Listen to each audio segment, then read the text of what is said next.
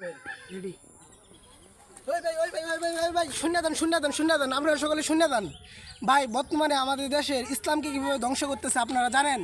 না জানলে যাই না যান ভাই। বর্তমানে আমাদের দেশে অধিক হারে ভাই মাজার পূজার ভরে গেছে ভাই, মাজার পূজারই ভরে গেছে ভাই।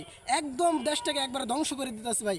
দেশে ইসলাম নামের যে বিষয়টা আছে সেইটাকে কীভাবে ধ্বংস করতে চেষ্টা করতেছে ভাই।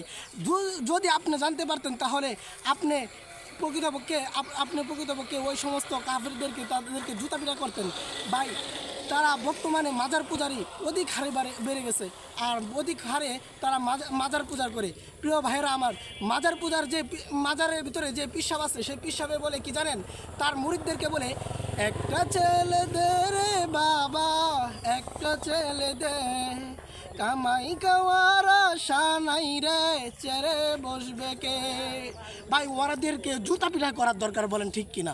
ঠিক।